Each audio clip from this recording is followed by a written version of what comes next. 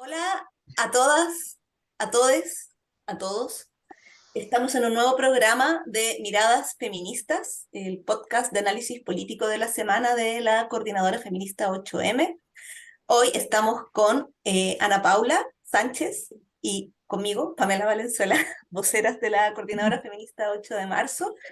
Y vamos a estar, voy a cambiar la vista para vernos las cosas, y vamos a estar comentando algunos aspectos y temas muy relevantes que pasaron durante la semana pasada y algunos que están ocurriendo hoy día, o sea, cosas que no solo ocurrieron durante la semana pasada, sino que se han venido desarrollando durante el tiempo. En este país, Chile, donde todo puede ser objeto de la colusión de los precios. Esta vez le tocó a las papas que durante las últimas semanas y tras el temporal de lluvia subieron hay diferentes noticias. Hay noticias que dicen más del 75%. Ana Paula me comentaba recién que ella había leído más de un 50%. Recién estaba escuchando Ujú. radioanálisis a la 1 de la tarde y un funcionario del servicio agrícola hablaba de un 47%. La cosa es que las papas han sido motivo de un montón de memes durante esta semana que hablan desde cuando sea millonaria, no diré nada, pero habrán detalles que lo mostrarán y muestran a personas con collares de papas. Pero también habla de algo bien horripilante de nuestro sistema tan neoliberal, donde todo es objeto de libre mercado y donde cualquier cosa puede ser objeto de colusión. En Chile lo han sido los pollos, las farmacias, ahora son las papas, pero yo estoy segura, el confort también. El confort, sí. El pimentón durante los años de pandemia también estaba más de luca a veces. El tomate, cada vez que se acerca el 18 de septiembre y la cebolla. Y eso nos habla de, porque además estas papas ni siquiera son papas nuevas, son papas que ya estaban cosechadas y están guardadas en las bodegas y que probablemente, o sea, no probablemente, porque suele ser así, a quienes las produjeron las compraron a un precio muchísimo más barato al que se vende. Entonces, ¿qué ganancias les van a sacar a esas pobres papas ahora? Así más de un 1000%, yo creo, porque ya es mucho lo que sube el precio desde la compra a las y los productores agrícolas.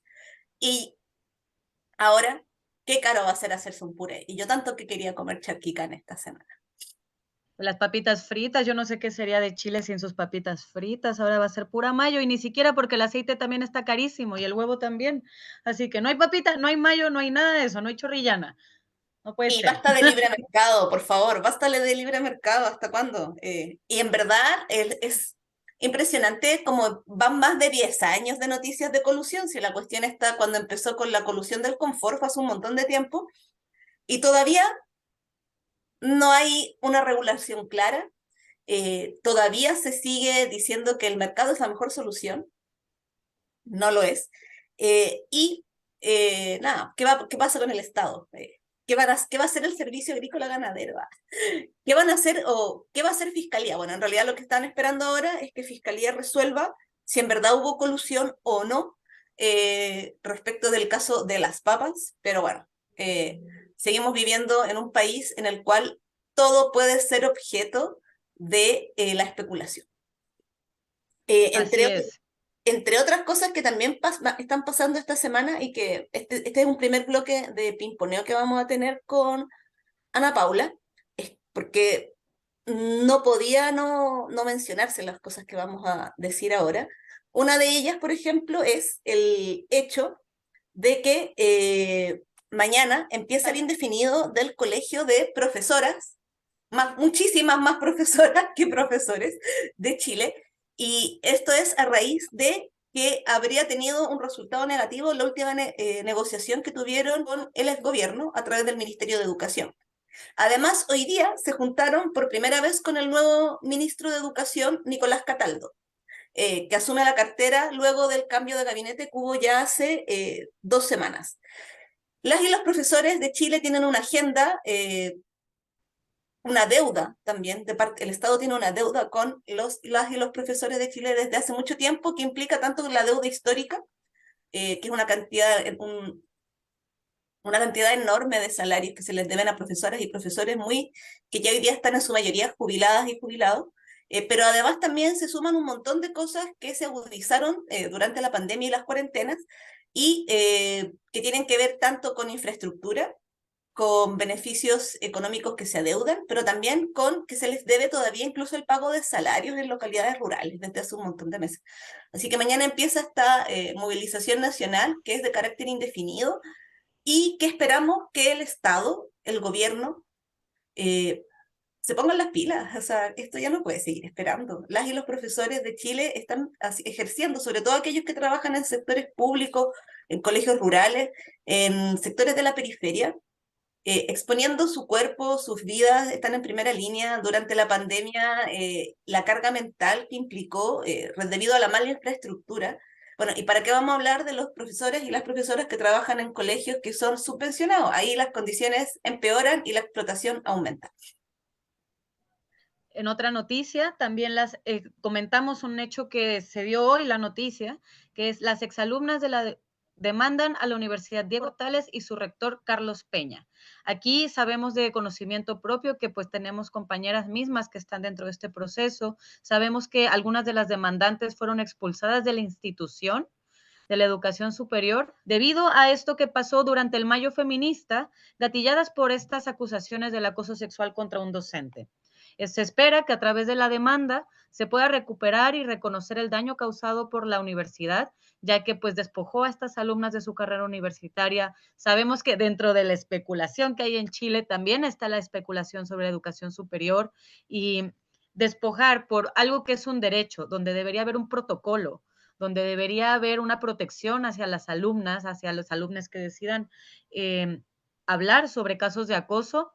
En su lugar, las expulsan, las mandan, tienen que tomar a otra universidad en caso de querer seguir estudiando. Eso es el pago de todavía más años en la universidad, es seguir un proceso súper tortuoso. Si aquí duran 5 años, ya son 7, ya son 8, dependiendo del caso individual. En ese sentido, pues apoyamos mucho a las universidades, a las carreras, a las estudiantes de esta carrera de Derecho de la Universidad Diego Portales, quienes acosaron al profesor. No están solas, fueron un ejemplo, son un ejemplo de cómo Chile castiga a quienes intentan demandar la justicia, quienes intentan demandar la reparación, pero también es un ejemplo de que pues no están solas, existen defensorías de mujeres creadas por mujeres, para las mujeres, las cuales no nos van a dejar solas y nuevamente las abrazamos en este proceso. Cualquier cosita gritan y nosotras nos levantamos. Sí, además esto es algo que se arrastra del Mayo Feminista de 2018, que precisamente fue una movilización que empezó para impugnar hechos de violencia sexual, de acoso en los planteles educacionales, en las universidades, liceos, colegios, para que precisamente estas cosas terminaran, para que empiece a asumirse una responsabilidad desde cualquier institución en la cual conviven personas. O sea, en este caso son instituciones educativas. Cosas como el acoso sexual, como que las alumnas, las estudiantes se sientan imposibilitadas de seguir yendo a clases, el impacto que tiene en la salud mental, que hayan tenido que abandonar sus carreras, que hayan seguido siendo perseguidas, donde además a las personas y mujeres y feministas que se movilizaron para defender a estas compañeras también fueron posteriormente perseguidas durante lo que fue el posterior proceso de Tomás. Entonces, emplazamos en ese sentido a este plantel educacional, que es la Diego Portales, a que se haga cargo y que en el fondo empecemos a hablar ya de justicia para las compañeras afectadas. Bueno, en el día de hoy, entre otras cosas, en el podcast anterior, habíamos comentado que íbamos a tratar un tema que está en desarrollo y que en realidad está en desarrollo no recientemente.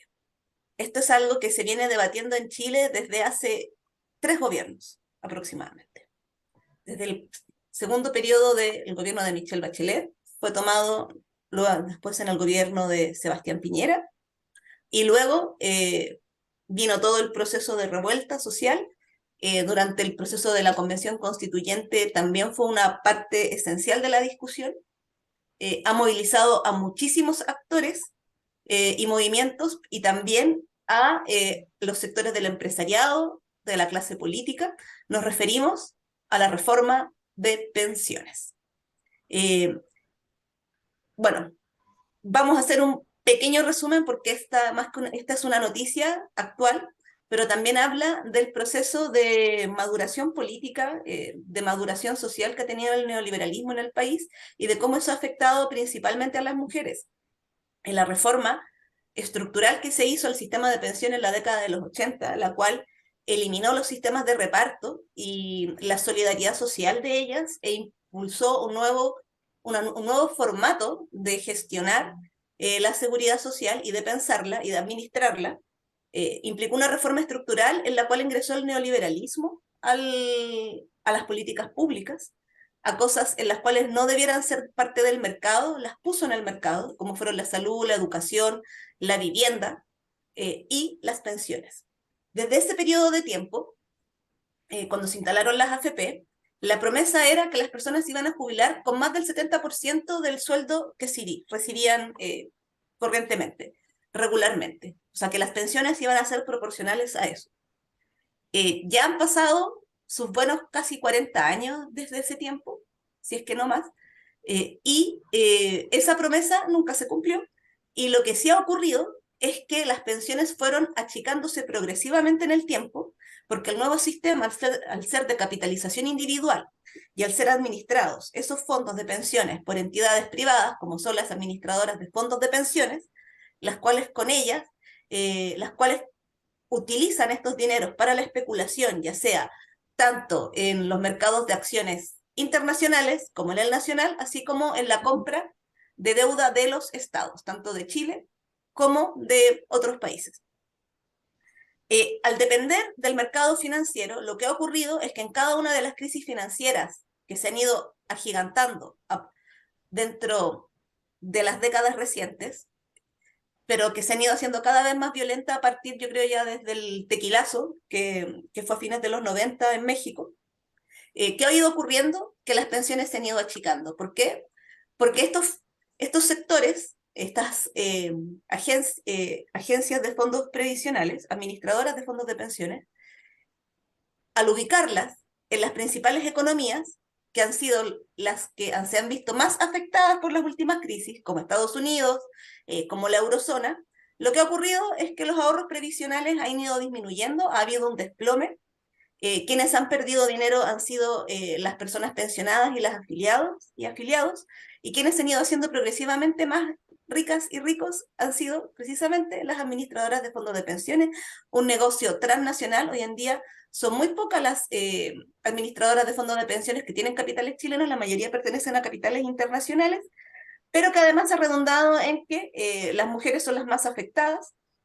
Nos encontramos con que la pensión promedio que han tenido las mujeres en el último tiempo, eh, jubiladas, no asciende a más de los 60.000 pesos, que se han tenido que hacer reformas, como en el 2008 la reforma de Michelle Bachelet, que es la más importante que ha ocurrido en el primer gobierno de Michelle Bachelet, que incorporó el pilar solidario. Eh, ¿Y qué tenía este pilar solidario? Inventó lo que se llama la pensión básica solidaria, que fue creada para que todas aquellas personas que producto del nuevo modelo de trabajo nunca habían podido cotizar, porque el nuevo modelo de trabajo también heredado de la dictadura, implica empleos flexibles, empleos precarios, empleos informales, y para tener pensión hay que poder cotizar, y para poder cotizar hay que tener un contrato o hacerlo de manera independiente, lo cual implica también tener ingresos regulares para poder estar cotizando de forma independiente. Al implicar todas esas cosas, quienes fueron más afectadas fueron la mayoría, bueno, en general todas las mujeres, porque tenemos una desventaja real para tratar de ingresar a los mercados laborales, pero también porque tenemos una carga de trabajos que no son remunerados, que son trabajos de cuidados, que no son considerados dentro de las pensiones. Entonces nos encontrábamos con que para el 2008 la pobreza en el sector de las personas mayores afectaba principalmente a mujeres y se crea este pilar básico solidario, el cual hasta que se transformó en la pensión garantizada universal era una pensión feminizada, más del 70% de ellas era recibido por mujeres pobres y implicaba en ese tiempo más o menos algo así como 100.000 pesos aproximadamente. A partir de lo que fueron las cuarentenas, de lo que fueron las movilizaciones sociales, la pensión básica solidaria fue subiendo progresivamente. Luego, en el último año de Sebastián Piñera, se generó la pensión garantizada universal, que también aumenta un poco, incorpora a más sectores de población, y con eso ya, pese a que sigue siendo feminizada, es un 57% son mujeres las que la reciben, eh, al incorporar a mayores sectores de población, ingresan también más varones a recibir este beneficio.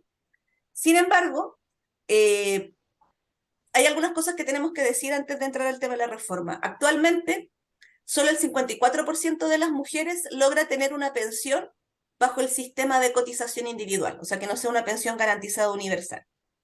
Eh, las diferencias promedio son grandes, o sea, en promedio, de quienes reciben pensiones bajo este esquema, los hombres reciben casi 479.000 pesos y las mujeres reciben 303.000 aprox, lo cual implica una brecha más o menos grande. Y si pensamos ya, en verdad, alejándonos de los promedios, la mayoría de las mujeres que reciben una pensión en base a cotizaciones, la mitad de ellas recibe solo 214.177 pesos por concepto de pensiones. Pero si empezamos a mirar del total de quienes están inscritas, empiezan a aparecer estas cifras que son abismantes, que eran las que les comentaba recién, donde aquellas que a lo largo de toda su vida con suerte pudieron cotizar no alcanzan a cotizar más de 10 años, la pensión con suerte llega a ser una UEF.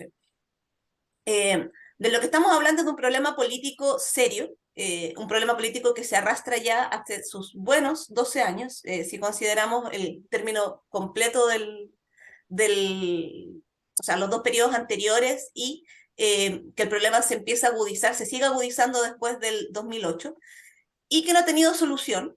¿Por qué? ¿Por qué no ha tenido solución? Porque la solución afecta directamente a los intereses de entidades que tienen mucho poder económico, porque les decía, como les decía anteriormente, son capitales transnacionales.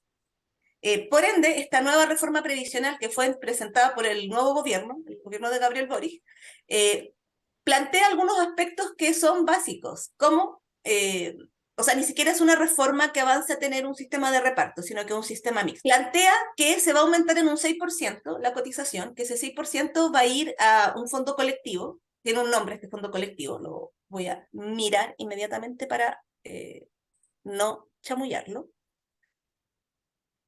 que es la creación de un seguro social, con una nueva cotización de un 6% con cargo al empleador.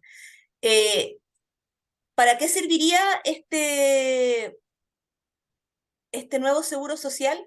Serviría precisamente para, como sería un sistema mixto y seguiría funcionando la cotización individual, para que precisamente aquellas personas que tienen menor ahorro previsional se genere un sistema, una pequeña parte de reparto dentro de lo que es hoy día la cotización individual. ¿Y qué ha pasado? ¿Cuál ha sido el debate que ha generado eso? Ha hecho que salten un montón de actorías, tanto desde el gremio de las AFPs, como de las administradoras de fondos de pensiones, como de sectores de derecha, de la democracia cristiana, que atacan este 6% que iría a un seguro social, que tendría esta pequeña patita de reparto, porque lo que abogan es que todo vaya a la capitalización individual, o sea, que se siga manteniendo el mismo esquema. Entonces, vuelve a quedar entrampado esto. El gobierno hace algunas semanas lo puso a colación porque le puso la urgencia y la suma urgencia, lo cual inmediatamente generó reacciones desde la derecha y desde estos sectores de centro, especialmente la democracia cristiana, Evópoli, en el cual como un problema este 6%. Y se están defendiendo nuevamente los intereses de las administradoras de fondos de pensiones. El problema es que Chile necesita una reforma de pensiones. Chile necesita avanzar hacia un sistema de reparto, tripartito, solidario. Y la pregunta que me hago es, ¿habrá reforma de pensiones en este periodo de gobierno? ¿Será esa reforma de pensiones suficiente?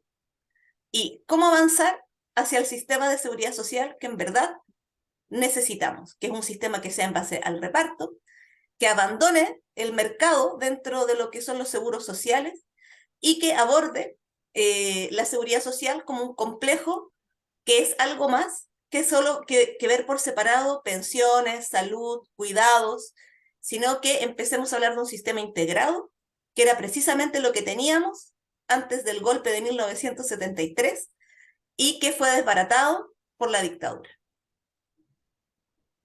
Me parece súper importante hacer ese énfasis, ¿no? Porque especialmente con estos 50 años, ya lo habíamos platicado el sábado, es importante recordar lo que nos quitaron, el proyecto que tenía el gobierno de Salvador Allende, el gobierno que tenía la Unidad Popular, el cómo eso actualmente sería visto súper avanzado para la época, es lo que muchos países están aspirando y aquí fue borrado.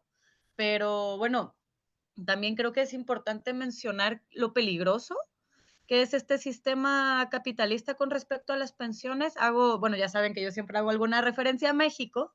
En México, hace unos años, con el gobierno de Peña Nieto, se empezó a instaurar el sistema de Afores, basado en el sistema de pensiones chilenas. Y lograron ponerle un alto, pero ya más de la mitad estaba hecho. Ahora nos toca ver un poco como aquí en Chile, cuál va a ser el mejor postor para tener una pensión digna. Y esto es contagioso porque si se permite en un lugar, otras derechas en otros países van a aprovechar de instaurarlo. Y una de las cosas peligrosas de no tener esta claridad es que si seguimos dependiendo de las bolsas, si seguimos dependiendo de la especulación, ya hablamos de la especulación de las papas, ¿qué pasa con la especulación de nuestras pensiones a nivel nacional como a nivel regional también? Porque pues la vejez ha cambiado, el concepto de vejez ha cambiado. El mismo Francia se estaba incendiando París hace unos meses debido a una reforma de pensiones, debido a que les estaban extendiendo el tiempo para ya jubilarse también. Entonces, si no comprendemos que el concepto de vejez cambia, que nuestras necesidades cambian, no es lo mismo jubilarse a los 50, 60 años cuando la expectativa de vida es a los 70, y ahora que sabemos que la gente está durando hasta los 90, ya hay mucha gente superior a los 100 años, los 80 años, ya son personas que se pueden seguir moviendo, que no son dependientes de cuidados necesariamente y que idealmente no tendríamos que estar trabajando para seguir cotizando. Eso es como dónde queda nuestra libertad de pensamiento, dónde queda nuestra libertad de hacer cosas, el poder estar despreocupados ya, no es que querramos 1 millón, ojalá, ¿no? Pero no es que querramos 1 millón, 2 millones mensuales, pero que mínimo alcance para la renta, para las hipotecas, pensar que todas las personas mayores tienen una casa, es una falacia, muchas todavía pagan renta. Pensar que tienen la vida resuelta es una falacia. Tener esos presupuestos que solidifican las pensiones en las formas que las tenemos es pensar que la inflación no existe, es pensar que la especulación inmobiliaria como la especulación en salud no existen. Entonces, bueno, esperemos que el gobierno sepa arreglar este problema que ha tenido Chile ya durante pues mucho tiempo, desde los 80 hasta donde sé, ¿no? Que los 80 fue la que instauró este sistema en su constitución, que la constitución que se viene prontamente tengamos bien claro lo que deseamos con estas pensiones, que las personas que creen que no serán afectadas, las personas jóvenes como las personas migrantes, sépanse que sí les va a afectar, que la vejez no es algo de los 50 años en adelante, es algo que tenemos que ir planeando lamentablemente desde muy jóvenes para que poder tener un colchón mínimo. Y bueno, apoyo a todas esas luchadoras, luchadores, principalmente luchadoras, que sabemos que diario, año tras año, salen a pelear por las pensiones, que mes tras mes están ahí recordándonos. Y pues eso, un apoyo muy grande. Bueno, yo les hablaré de una noticia que también fue meme, hablemos de las noticias memes, que es con respecto al Zócalo en Concón. Bueno, aquí hacemos referencia a la columna de Daniel Matamala sobre la memoria del agua. Nos pareció importante tener esta nota porque maneja varias aristas. Desde el origen, en 1993, donde el Secreto Supremo 481 consagró la protección de 50 hectáreas del campo dunar de Concón, tras un informe nacional de medio ambiente que lo escribió como un tesoro geológico en vías de extinción, También rescata como los casos que sucedieron en Curicó, con Altos de Zapallar, cuando la crecida del estero Guayquillo arrasó la costanera Santa Teresita, y luego se va a la memoria del agua, que eso, bueno, quienes siguen los movimientos con respecto al agua y el territorio lo habrán escuchado mucho. Hay un documental también que habla sobre la memoria del agua, muy bueno. Entonces, aquí los puntos que me parecen importantes tratar fuera del meme y hablando de la especulación, porque parece que es la guía del día de hoy, ¿no? ¿Cómo permitimos como sociedad que en busca de estas propiedades lujosas, de la eterna propiedad privada que Chile ha protegido muchísimo, que las derechas protegen muchísimo, y no es una propiedad privada así como, ay, mi casita para vivir, es una propiedad lujosa, es una propiedad de vacaciones, es una propiedad de privilegio frente al mar, de un sueño hollywoodense, de un sueño reggaetonero, de un sueño salsero, de tener esta vista siempre frente al mar, que nos ponemos siempre sobre la naturaleza, ¿no? O sea, estamos muy dispuestos, no solo en Chile, en todo el mundo, a acabar con los complejos dunares, como con los arrecifes de coral, con los manglares, con todas las costas donde extraemos arena, donde generamos inmobiliaria, donde fomentamos el turismo, un turismo voraz, donde incluso el turismo verde, greenwashing que nos encanta hacer en el Caribe, en Mali, en Indonesia, sigue siendo una destrucción completa de los ecosistemas, como también la corrupción permiten este tipo de socavones. No es nuevo que en Chile haya socavones, no es nuevo que en países donde el turismo y la inmobiliaria están teniendo este auge, donde la gentrificación está siendo una crítica muy fuerte, que de la nada ante el primer sismo o ante la primera inundación tiene un montón de arquitectura e ingeniería señalada por corrupción, por corruptelas, como dirían en algunos noticieros, ¿no? ¿A qué nos referimos con esto? Si ya teníamos este decreto supremo 481 que lo decretaba como una tesoro geológico, ¿cómo fue que alguien decidió dar este permiso para que se construyera sobre una duna sin hacer una revisión? Porque ahorita fue el agua, pero las dunas sabemos que la arena se asienta y todo, pero son muy móviles. No me quiero ni imaginar en un terremoto con un tsunami. Y no es por llamarlo, pero vaya, estamos en Chile, ¿no? O sea, no es algo imposible de pensar. Entonces, cómo es que se permiten este tipo de permisos, cómo es que se permite que las personas, arquitectas, ingenieras que desarrollan este complejo sigan con su trabajo, porque yo creo que ahí también es donde está la cuestión ética. Como una persona que dice, ay, sí voy a tener este complejo súper chido y súper padre y le va a quitar la vista no solo a todo el mundo, va a impedir que las aves pasen, los insectos, sino que también yo ya sé que es un tesoro geológico. ¿Cómo es que los colegios de arquitectos no les ponen frenos a estas personas? ¿Cómo es que los ministerios de obras públicas no les ponen frenos a estas personas? El cambio climático nos gusta utilizarlo como, es la causante de todo esto. No, nosotros somos los causantes del cambio climático. Y no es solo por las emisiones de carbono, es también por la destrucción de estos ecosistemas. Me parece importante también mencionar que esto es un proceso de años. O sea, cuando se permite esto es con la época del gobierno de Eduardo Frei. Y no es algo de este gobierno, pero este gobierno sí tiene la capacidad de empezar a hacer una revisión a fondo de los complejos turísticos, de los nuevos inmobiliarias, de lo que está pasando tanto en Santiago, en Viña, en Valparaíso, en las ciudades que están en expansión. También es un momento para volver a hacer el llamado, ya lo habíamos hecho durante, creo que el podcast hace unas 3 semanas, 4, de cuidar a las y los defensores del agua y los territorios. No es por nada que estas personas dan su vida, no es por nada que estas personas dan su muerte en la protección de estos ecosistemas, en la protección de estos territorios. Entonces, bueno, para no seguir ahondando, porque pues fue mucho meme, no es algo nuevo, les invito también a que dentro de los memes analicen el trasfondo, no solo con la papa, no solo con este caso. Nuestros memes, nuestra risa, suele ser un signo de esta ironía a la cual estamos inmersos del sistema capitalista. Es como nuestra risa ante la impotencia, siento, también.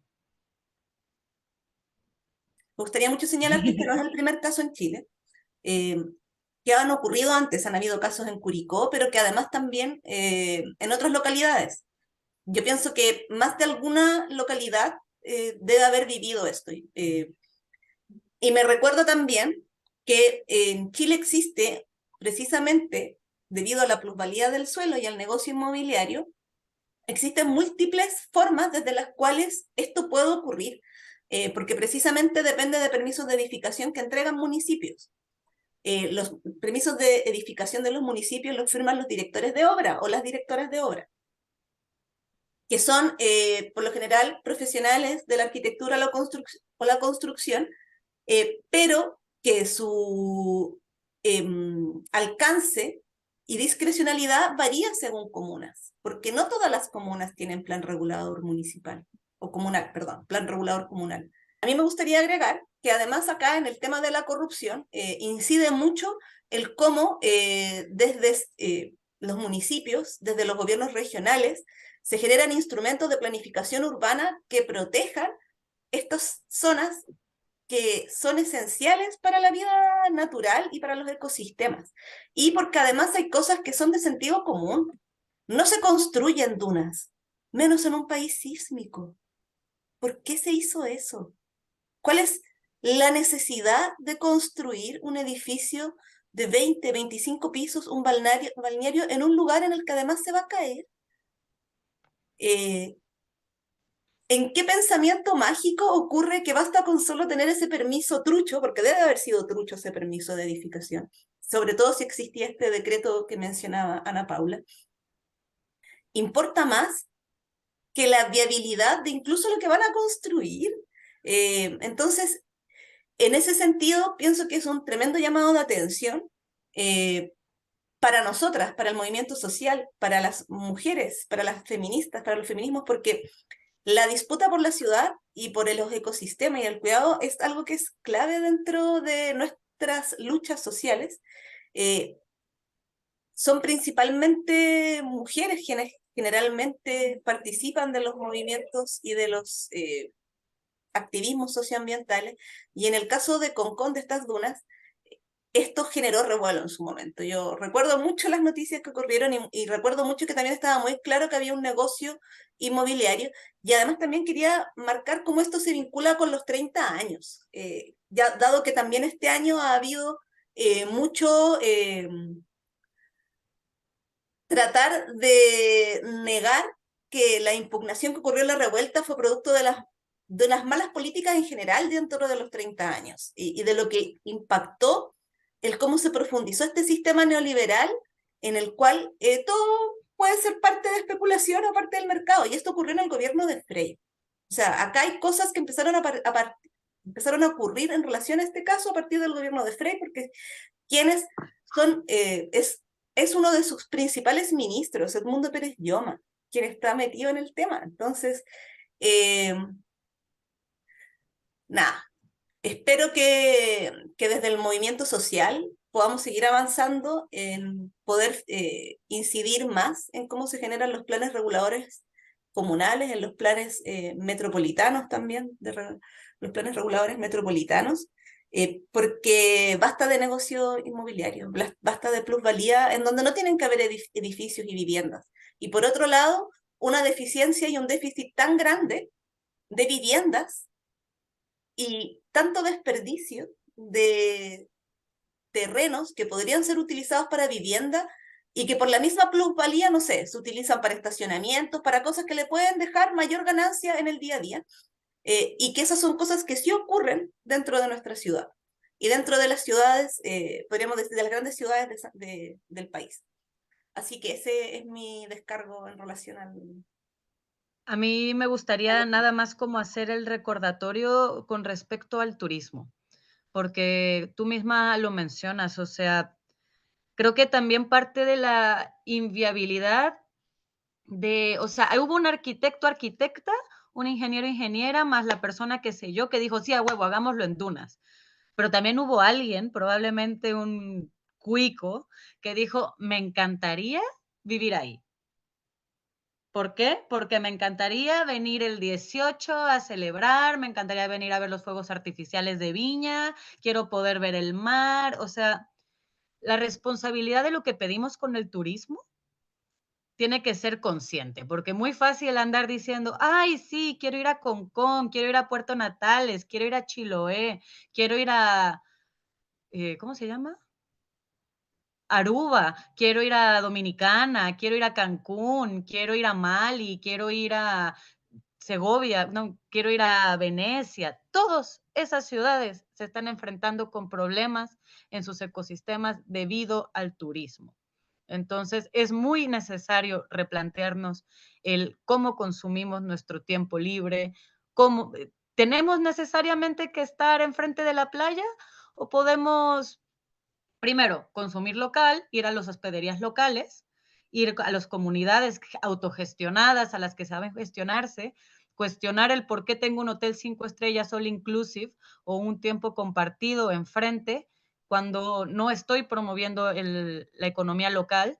Y luego, ¿en verdad es necesario estar enfrente de la playa? ¿Realmente es necesario estar enfrente de la playa? ¿No puedo tomar una micro? ¿No puedo tomar el auto si ya llegué en auto? Y tomar mi camino y llevarme mis cosas, devolverme con mis cosas, con mi basura, con todo eso. Entonces, eso es un llamado al turismo. Trabajé en turismo un buen rato y puedo decir lo terrorífico que es. Oh, yo solo quería aclarar que en el caso de de las construcciones, cuando son pisos de, no me acuerdo si son 8 pisos, 9 pisos, tiene que, los planos estructurales son responsabilidad del ingeniero estructural.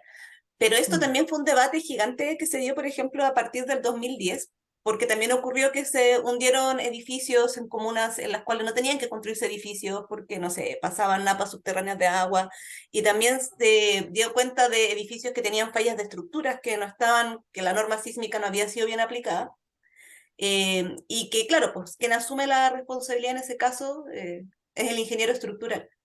Pero los Claro. ingenieros, por muy ingeniero estructural que sea o ingeniera, tienen una jefa o un jefe. Y arriba de esas personas hay un dueño o un dueña o una dueña, hay sociedades anónimas. Entonces,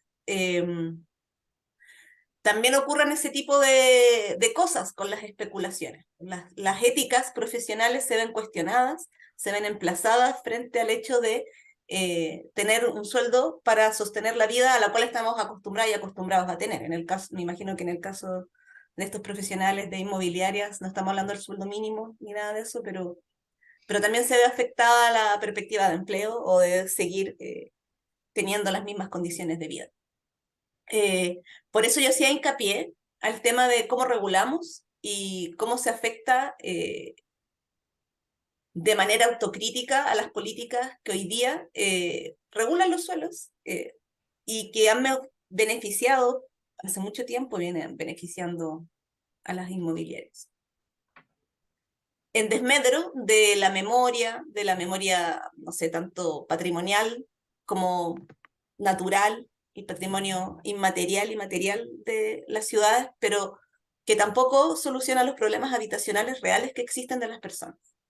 O sea, es muy irónico que en un país donde hay un déficit de vivienda se estén cayendo edificios de vacaciones Sí, por pues. No, y especular. además el miedo que genera, ¿no? Porque las personas que ahora viven en edificios nuevos, en un país sísmico, en no cualquier país sísmico, Chile, yo me imagino el miedo que es el, híjole, ¿y cómo sé que el donde yo vivo ahora no tiene algo parecido? ¿No? Entonces también genera más especulación Bueno, va a inmobiliaria impactar en con lo los nuevo. precios, va a impactar en los precios de los departamentos, de los lugares, de lugares que tengan esas condiciones. O sea, que estén en zonas que, no sé, hayan humedales, manglares, dunas, eh, que son todos lugares que no debiesen haber construcciones en esos lugares, y eso es como obvio. Más encima en un país en el cual hay terremotos y maremotos, o sea, cada cierto tiempo hay un tremendo terremoto y el mar se sale. Así que, Y erupción volcánica sí se puede. Sí, porque, ¿por qué eh, no? claro, es que en realidad vivimos en un país con estas cosas, pero sí se puede construir en lugares donde al menos no te va a ocurrir eso. O sea, no hubo ni terremoto Claro. para que se le cayera el edificio, o sea, es Sí, fue como, fue ya. un temporal nomás. Fue un temporal además de 2 días. Bueno, Vaya, sabemos el que agua cobró, pues sí, es que eso es real, el agua cobra. Puede que se le quite el terreno, pero en algún momento el agua vuelve. O sea, va a volver, y sobre todo en estos tiempos de cambio climático, va a volver con los temporales, va a volver cuando tú menos quieras que vuelva. Entonces, también eso hay que considerar. Ya, quiero pasar de noticia ahora. Esta noticia igual se vincula con la primera, así que voy a aprovechar de hacer una corrección. Cuando hablábamos de las pensiones, es peor el déficit de las pensiones de las mujeres que no han podido cotizar constantemente durante su vida. Si bien ahí encontrábamos que yo les hablaba de las 60 lucas, para las mujeres es menos de 35.000 pesos la pensión que tienen, para mujeres que no han podido cotizar sostenidamente durante su periodo de vida laboral, que no llega a alcanzar como a 5, 10, que se ubica entre el 0 y 10 años. ¿Por qué comento esto? Porque recientemente el ministro de Economía, Nicolás Grau, junto a la ministra de la Mujer y Equidad de Género, Antonia Orellana, anunciaron que nuevamente se va a hacer la encuesta que hace el INE sobre el uso del tiempo, la ENU, y que es un instrumento que en Chile y en Latinoamérica y en América en general ha sido clave para poder dimensionar el impacto de los trabajos no remunerados en las sociedades y en específico en las economías. En Chile se han aplicado pocas encuestas de uso del tiempo. La primera de ellas del periodo del 2005-2006 y fue una encuesta que se aplicó en la región metropolitana. La segunda de ellas se aplicó el 2015 y fue impulsada por el INE y en base a esa encuesta se pudieron levantar datos bien relevantes respecto de lo que pesaba el trabajo no remunerado dentro del Producto Interno Bruto. En esa ocasión, lo que comentaban la encuesta nacional de uso del tiempo, que ustedes la pueden encontrar en la página del INE, que tiene un apartado de género, donde hay un banco muy interesante de datos y de análisis y de estudios que han hecho en relación a las desigualdades que ocurren a partir de la división sexual del trabajo que existe en Chile para en las mujeres y cuáles son las brechas que existen. Entonces, por ejemplo, en el 2015, la ENUC determinaba que las labores de cuidado explicaban aproximadamente un 26% del PIB. ¿Por qué es importante esto? Porque nos muestra una dimensión esa dimensión oculta de la economía, esa dimensión invisibilizada de la producción y reproducción de la vida, que es como todos los trabajos permiten que se generen todas las cosas que se producen en nuestra sociedad. Entonces, esto no es casual tampoco que haya habido una el 2015 y que la siguiente sea recién el 2023, o sea, 8 años después. ¿Qué pasó entre medio? Entre medio hubo un gobierno de derecha, hubo una pandemia y hubo una cuarentena.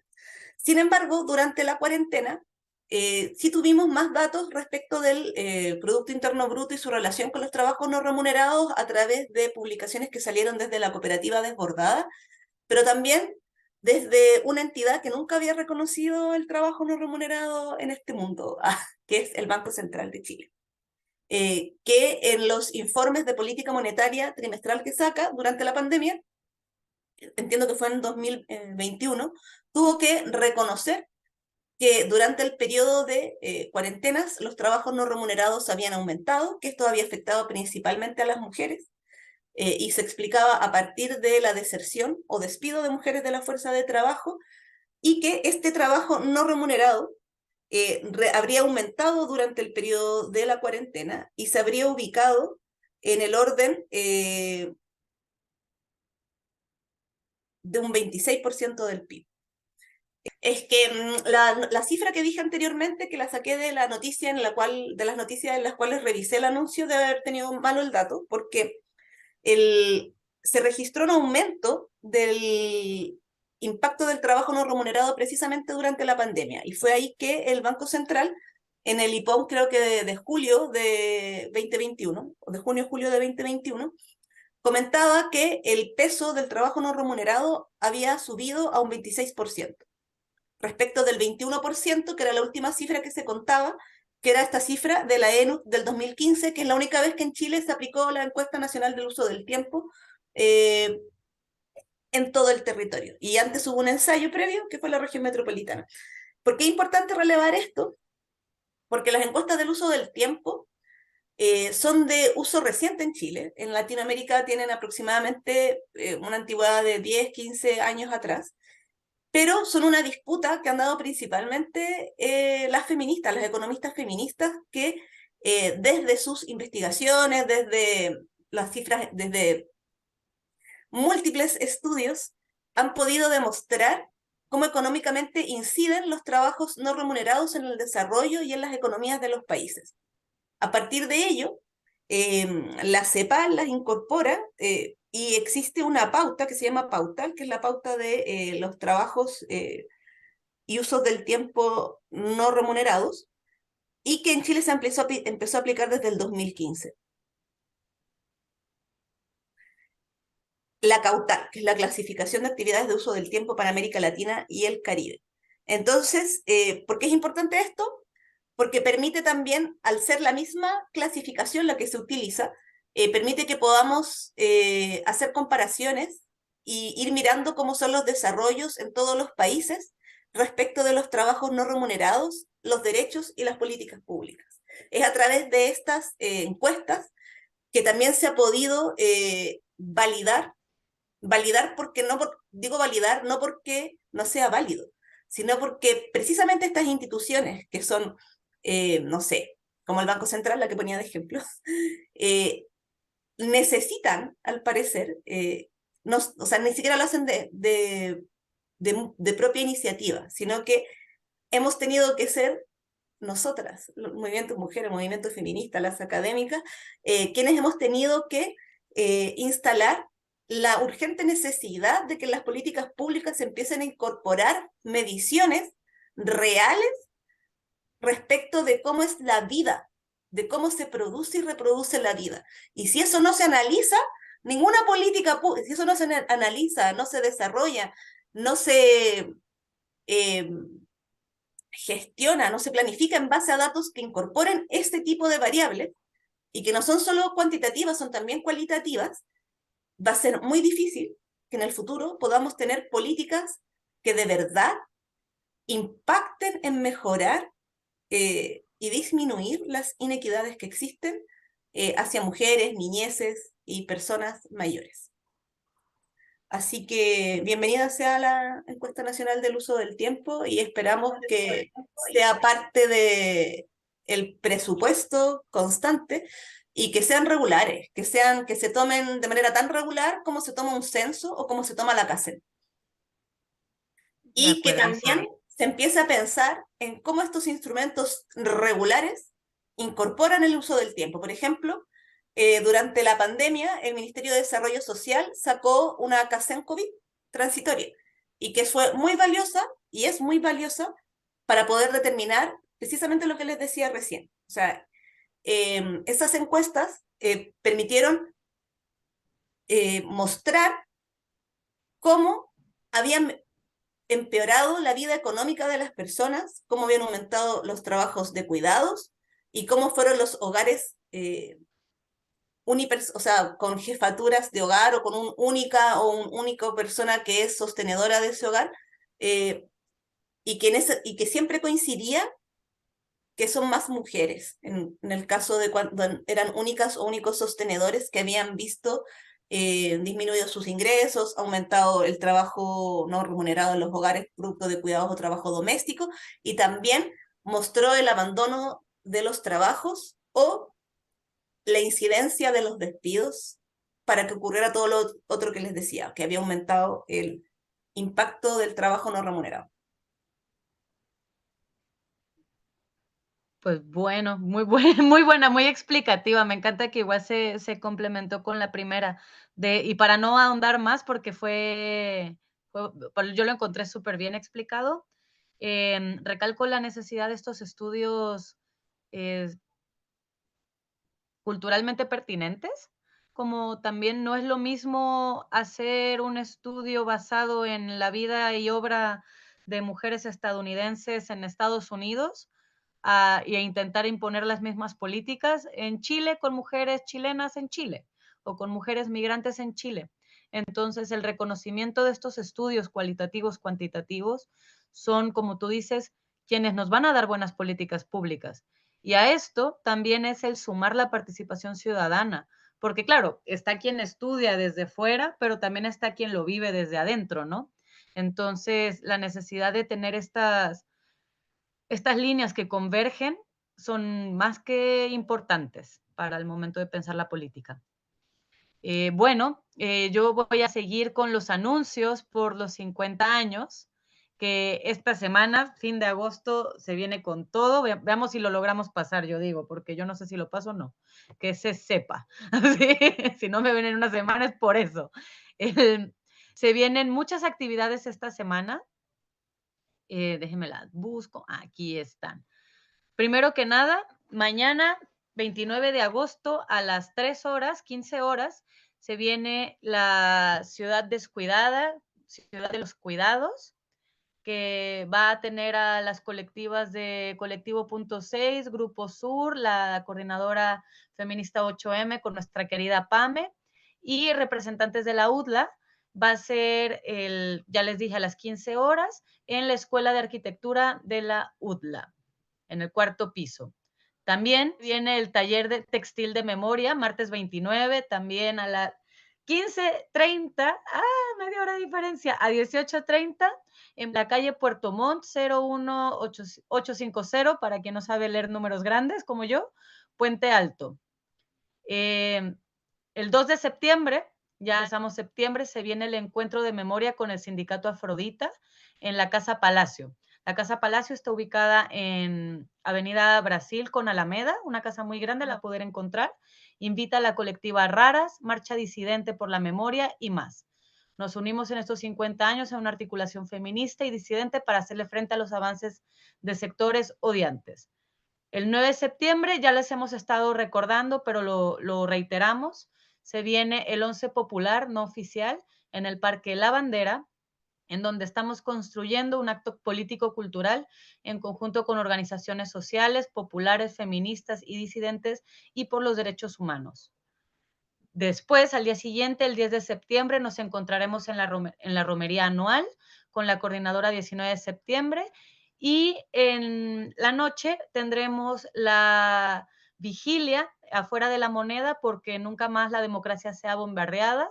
Nuevamente les reiteramos a revisar los Instagrams, las páginas de estas organizaciones, de estas articulaciones como de los eventos, porque tienen protocolos, tienen llamados, tienen cosas que se van a hacer durante no solo esa jornada, sino también de preparación. Entonces, bueno, estemos pendientes, las vemos mañana, les vemos así durante los siguientes días para este tipo de encuentros. Bueno, hay una que nos faltó. La voy a decir.